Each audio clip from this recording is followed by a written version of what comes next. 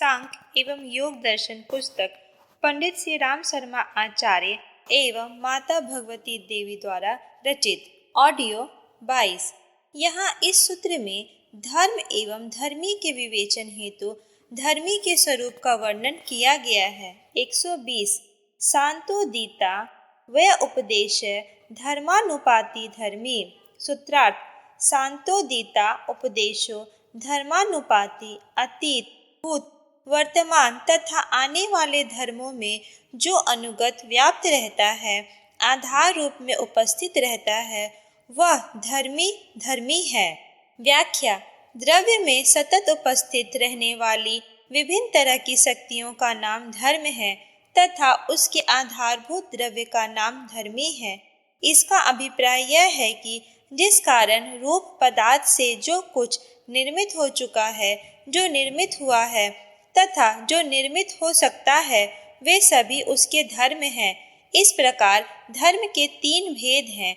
वे एक धर्मी के विभिन्न रूपों में विद्यमान रहते हैं और अपने अपने कारणों के प्राप्त होने पर उत्पन्न एवं शांत होते रहते हैं। ये निम्नवत हैं। 1. शांत धर्म वे हैं जो अपना अपना व्यापार कर्म करके भूतकाल में चले गए, जैसे किसी घट बर्तन का छिन्न भिन्न होकर टूटकर वर्तमान से अतीत धर्म में विलीन हो जाना। 2. उदित धर्म उन्हें कहा गया है जो अनागत काल को त्याग कर वर्तमान काल में अपनाकर कर्म कर रहे हैं। उदाहरणार्थ घड़े मिट्टी में छिपा हुआ रूप था, जो अब वर्तमान काल में प्रकट रूप घड़ यानी कि घड़ा धर्म है। 3. अपव्यय पदेश जो अनागत भविष्यत काल के शक्ति रूप में अवस्थित हुए व्यवहार में ना लगाए जा सके और ना ही वह कहने में आ सके, जैसे मिट्टी में घट प्रादुर्भूत होने से पूर्व शक्ति रूप में छिपे रहते हैं। इनको ही अनागत भविष्यत काल या आने वाला उपदेश कहा गया है। धर्मों के इन्हीं तीनों शांत, उदित और अपव्यय पदेश प्रकार के भेदों में धर्मी सदैव अनुगत रहता है। किसी भी काल में धर्मी के अभाव में धर्म विद्यमान नहीं रहते। एक ही धर्मी के पृथक पृथक अनेकों धर्म परिणाम किस प्रकार से संपन्न होते हैं, यह अगले सूत्र में विवेचित किया जा रहा है। 121 क्रमान्यतम परिणामान्यत्वेः हेतुः। सूत्रार्थ परिमाण मान्यत्य परिणाम की भिन्नता में क्रमान्यत्वम क्रम की भिन्नता हेतु कारण है।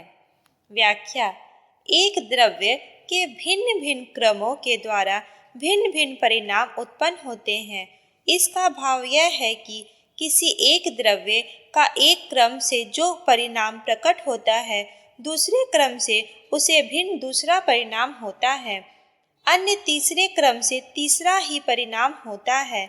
जैसे कपास से यदि वस्त्र बनाना है तो सर्वप्रथम रुई को धुनकर बिनौले अलग करना, फिर पूनी बनाकर सूत काटकर ताना बाना करने के बाद में वस्त्र निर्मित होगा। इस क्रम के द्वारा कपास का वस्त्र रूप में परिणत हो जाना ही परिणाम है। किंतु हमें यदि उसी रुई से दीपक के लिए बत्ती बनानी है तो बनौले हटाकर थोड़ा फैलाकर बट देने में बत्ती बन जाएगी। यदि कुएं में से जल निकालने की रस्सी बनानी है तो सूत्र को 3 गुना करके बट देने से रस्सी बन जाएगी। इस प्रकार से वस्त्र, बत्ती तथा रस्सी बनने में क्रम के भेद हुए, अर्थात क्रम भेद के द्वारा ही कपास से वस्त्र, बत्ती एवं रस्सी के परिणाम प्रकट हुए। इसी तरह से अन्य वस्तुओं में भी परिणाम भेद समझना चाहिए। यहाँ इससे यह ज्ञात हुआ कि क्रम में परिवर्तन करने से एक ही धर्मी भिन्न भिन्न नाम रूप वाले धर्म से संपन्न हो जाते हैं। उसके परिणाम की भिन्नता का कारण क्रम की भिन्नता है और दूसरा कुछ भी नहीं। क्रम की भिन्नता सहकारी कारणों से संबंध से होती है, जैसे शीत के संबंध से जल में बर्फ रूप धर्म के उत्पन्न होने का क्रम चलता है और गर्मी के संबंध से भाप बनने का क्रम शुरू हो जाता है। पूर्व में वर्णित जो धारणा ध्यान समाधि है, उनके किस ध्येय वस्तु में प्रकट कर लेने से उसका क्या परिणाम प्राप्त होता है, इसका वर्णन इसी पाठ के समापन होने तक किया जाएगा। पूर्व सूत्र में 3 तरह के परिणाम का उल्लेख किया गया है। अब इस सूत्र में सर्वप्रथम इन परिणामों में संयम करने के फल का वर्णन करते हैं। 122 परिणाम मंत्र संयमदि तीता न ज्ञत ज्ञानम। सूत्रार्थ परिणाम यत्र संयम मात। पूर्व सूत्र में विवेचित तीनों परिणाम में संयम करने से अतीताना गत ज्ञानम अतीत भूत और अनागत भविष्य होनहार का ज्ञान हो जाता है। व्याख्या पूर्व सूत्र में कहा जा चुका है कि संसार के सभी पदार्थ धर्म, लक्षण एवं अवस्था परिणाम के अंतर्गत रहते हैं। जब योगी साधक धर्मादि इन तीनों परिणामों को लक्ष्य में रखकर संयम, धारणा आदि करता है, तब उनके सिद्ध होने पर भूत, भविष्य एवं वर्तमान तीनों काल का ज्ञान प्राप्त हो जाता है।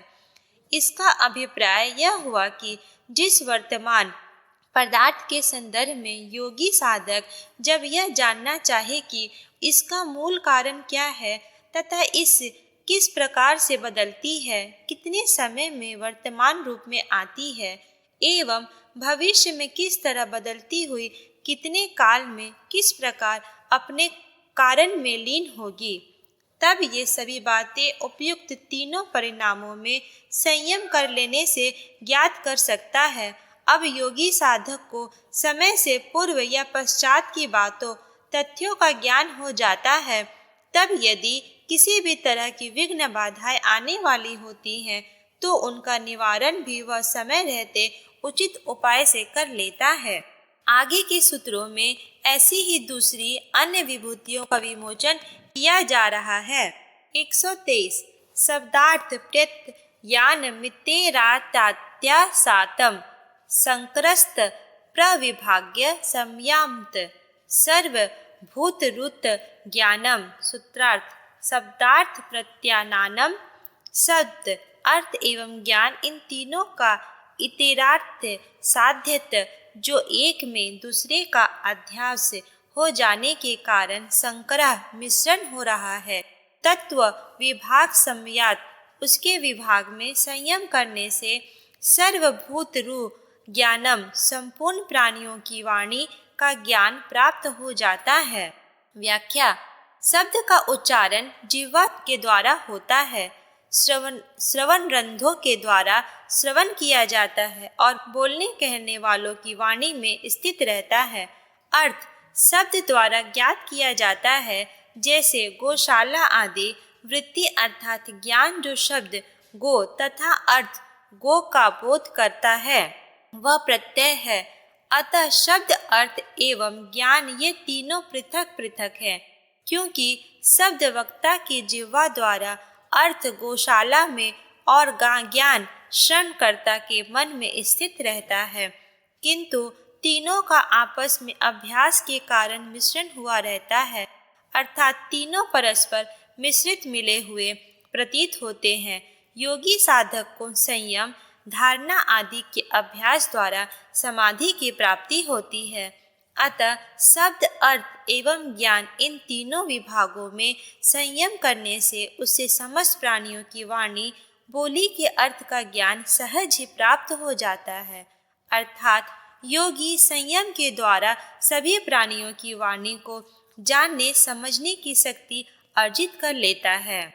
124 संस्कार साक्षात्कारणात् पूर्व जाति ज्ञानम।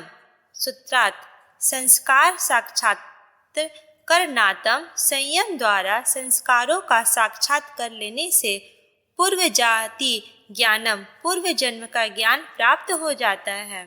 व्याख्या प्राणी जो कुछ कर्म संपन्न करता है तथा मन बुद्धि के सहित इंद्रियों द्वारा जो कुछ अनुभव करता है, वे सभी संस्कार बीज रूप से अंतःकरण में संचित होते रहते हैं। ये संस्कार 2 प्रकार के कहे गए हैं। इनमें से प्रथम वासना रूप है, जो स्मृति के कारण है, तथा दूसरे धर्म अधर्म रूप जो कि जाति, आयु एवं भोग आदि सुख दुख के कारण हैं। ये दोनों ही तरह के संस्कार विभिन्न जन्मांतरों से एकत्रित होते चले आ रहे हैं। परिणाम, चेष्टा, निरोध शक्ति, जीवन एवं धर्म की भांति अपरिष्ट चित्त के लक्षण हैं। योगी को उन संस्कारों में संयम करके उनको प्रत्यक्ष कर लेने से पूर्व जन्म का ज्ञान प्राप्त हो जाता है। जिस देश, काल एवं जिन कारणों के द्वारा वे संस्कार निर्मित हुए हैं उन सबका स्मरण हो आता है। जिस प्रकार योगी साधक को अपने संस्कारों का संयम कर साक्षात कर लेने पर अपने पूर्व जन्मों का ज्ञान होता है, उसी प्रकार दूसरे अन्य पुरुषों के संस्कारों का साक्षात्कार कर लेने से उनके पूर्व जन्मों का ज्ञान प्राप्त किया जा सकता है। 125 प्रत्यक्ष परिचित ज्ञानम। सूत्रार्थ: प्रत्यक्ष स्वयं संयम पूर्वक दूसरे के चित्त का साक्षात्कार कर लेने के उपरांत ही परचित्त ज्ञानम, दूसरे मनुष्य के चित्त का ज्ञान हो जाता है। योगी साधक को जन्म जन्मांतरों के विवेक ज्ञान होने के उपरांत ही यह शक्ति प्राप्त होती है कि वह दूसरे प्राणियों के अंग अवयव को देखकर संयम पूर्वक उसकी चित्तवृत्तियों को जानने का प्रयास करता है, तो उसे उस मानव की चित्तवृत्ति का ज्ञान प्राप्त हो जाता है। उसके मन की सभी बातें योगी को ज्ञात हो जाती हैं। चित्तवृत्ति के संयम मात्र से वृत्तियों का ज्ञान हो जाता है।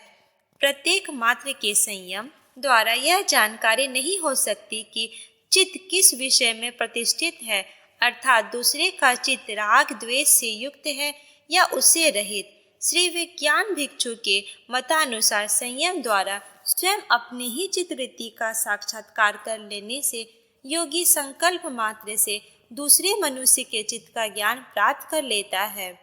वह उसके चित्त के संदर्भ में यहाँ तक जानकारी प्राप्त कर लेता है कि कुछ चिंतन करने से संलग्न है या नहीं, इस अवधि में उसका चित्त प्रक्षिप्त है या मूढ़ है या पूर्ण रूपेण शांत है आदि। किंतु विज्ञान भिक्षु के इस मत को अन्य भाष्यकारों ने नहीं माना है। योग दर्शन में सामान्यतः चित्त की वृत्ति को अथवा ज्ञान को ही प्रत्यय नाम से प्रतिपादित किया गया है, लेकिन अन्य टीकाकारों ने इसका अर्थ चित्त वृत्ति ना करके मात्र चित्त किया है, क्योंकि यहाँ सूत्र में उसके साक्षात्कार का फल चित्त का ज्ञान कहा है और आगे आने वाले सूत्र में वृत्ति सहित ज्ञान का निषेध बतलाया है। साथ ही इस सूत्र में यह भी स्पष्ट किया गया है कि किसके चित्त का साक्षात्कार का यह फल कहाँ गया है, परंतु सूत्र में पर शब्द आने से साक्षात्कार भी दूसरे के ही चित्त का स्वीकार किया है। वस्तुतः सूत्रकार का क्या उद्देश्य है यह अस्पष्ट है।